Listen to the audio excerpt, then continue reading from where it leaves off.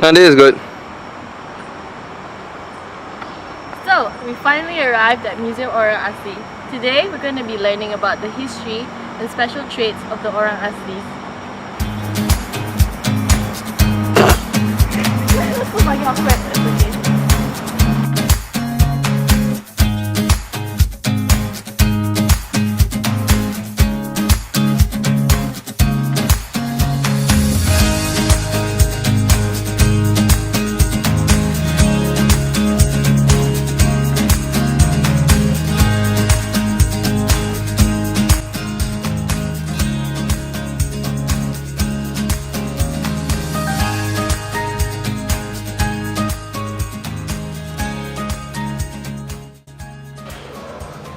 The Orang Asli community can be divided into three main ethnic groups, namely Negritos, Sonoy, and also Proto-Malay. The Negrito is mostly found inhabiting the northern and eastern part of Peninsula. They represent 3% of total number of Orang Asli population in the country.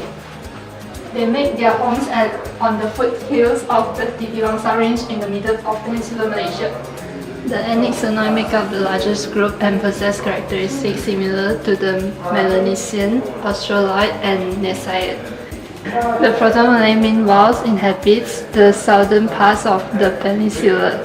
They migrated from Yunnan, southern China, to the country approximately 5,000 years ago, making Johor their place of residence.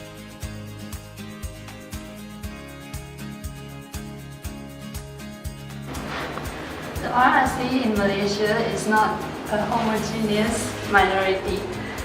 They are a heterogeneous people with unique social, cultural, and psychosocial cognitive differences.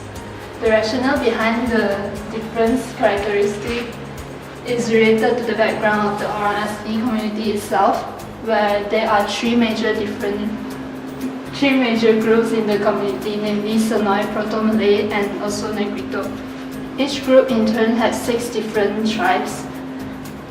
Thus there are 18 Orang Asli tribes in Malaysia.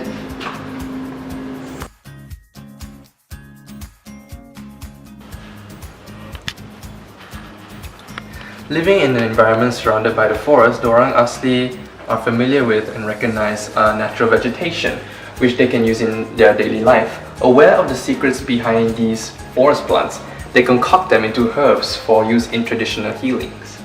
These herbs are used by the Orang Asli community to prevent, treat, and protect them from illnesses.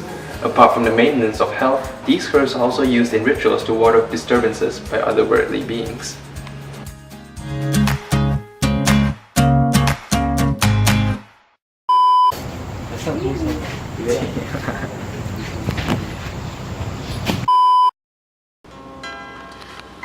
Three, two, one, and action.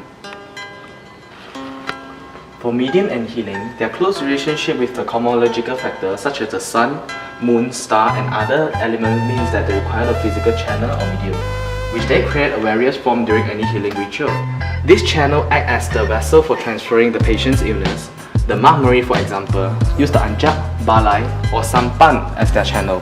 The Jahut, meanwhile, use a Sepili figurine in their healing ceremony known as the Binisoi.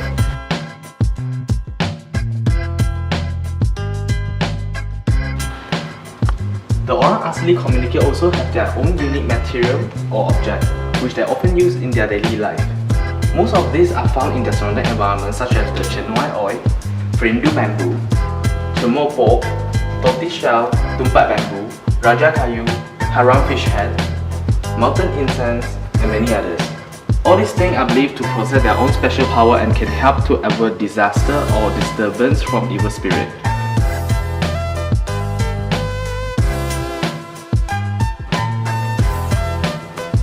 Dreams inspire the action and are part of the daily life of this community. These dreams are often interpreted in various forms and become the elements that influence the behavior of the people inside.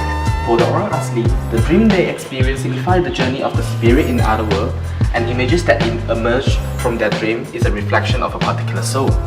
In most tribal groupings, this belief is related to the expertise possessed by traditional healing practitioners in treating illness, and most of these illnesses are said to be linked to disturbance of unseen spirits. Apart from treatment, inspiration from dreams are also translated to handicraft.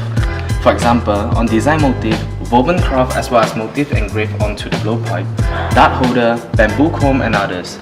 For the Jahud and Mahmuri community who are skilled in figurine and mask carving, the inspiration garnered from their dreams are incarnated through the design of figurines and masks they produce.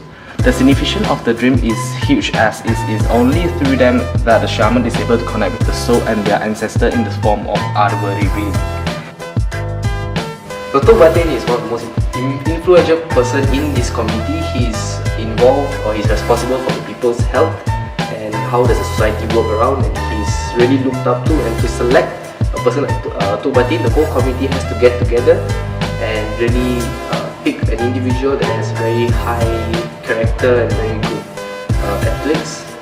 ethics. Moving on, the halak has an important role in preserving the health and well-being of the whole village and ensuring that members of the community are protected from any danger, calamity, illness and others. The person chosen to be a halak is considered somewhat special because of his traits. Both these influential positions carry them their own special criteria which qualify them to be selected. It is a position that is normally passed down from generation to generation.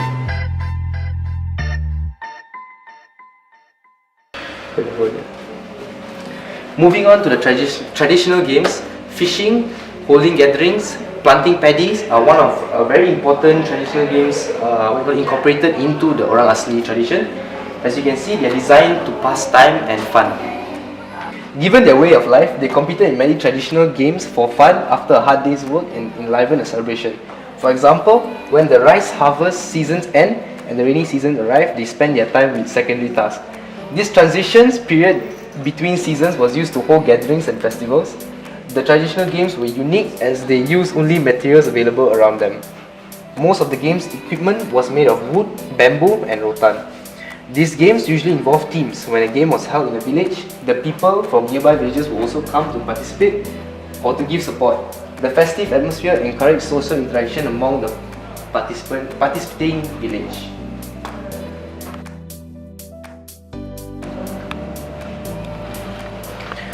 As you can see here, the Jahud and the Mahmuri tribal classes are most famous for their figurines and mask carvings.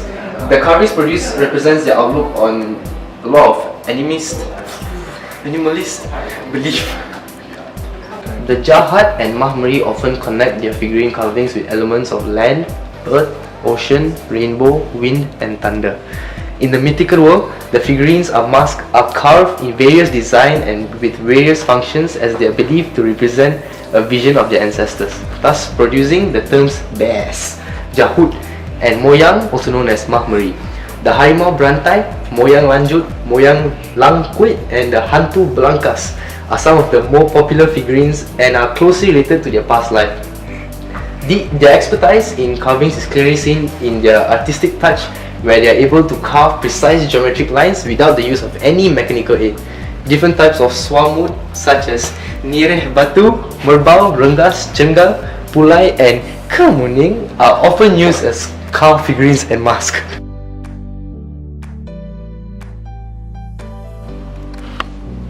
Most Orang Asli tends to marry at young age. For the men, the ages of 17 to 18 are considered the most suitable for marriage, and for the women, is 13 to 14. And she must also not be older than the man. The intention to marry would first be conveyed to the Tok Batin, head before parents of the couple are informed. Once the two parties have reached an agreement, a period of 2 to 3 months would be given for the wedding preparations. The groom's side would present the future wife and father-in-law with items such as clothes and food, right up to the day of the wedding. Normally, the bridal days would be made from woven palm or rumbia leaves, while the pillars would be made from smaller pieces of wood designed into the shape of a small house. The dais is constructed in front of the house. Should it be that the wedding party is residents of a long house, the couple would hold court on the dais in the middle so other family members can see them.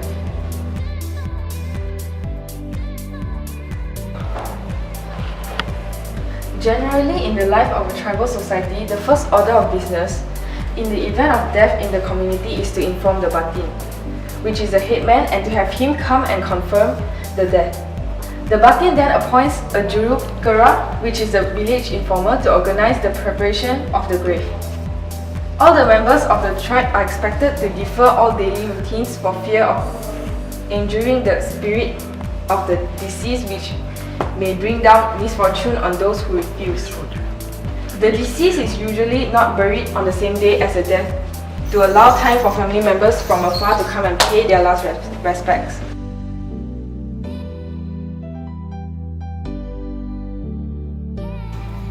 Hunting is one of the activities of traditional orang Asli to obtain food.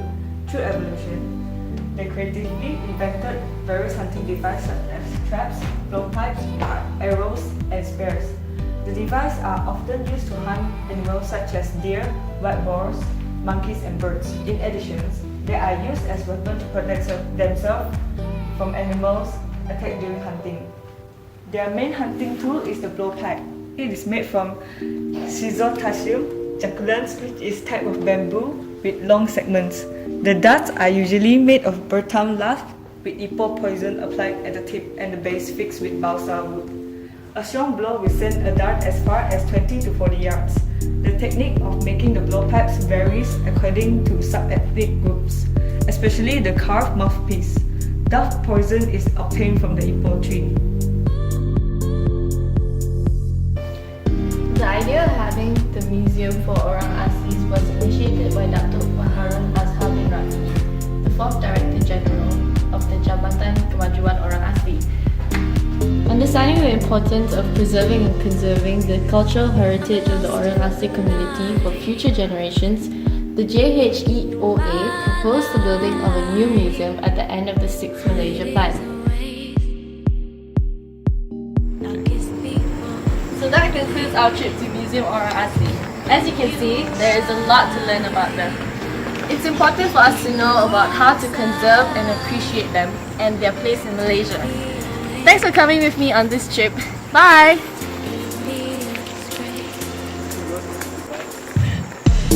Ah.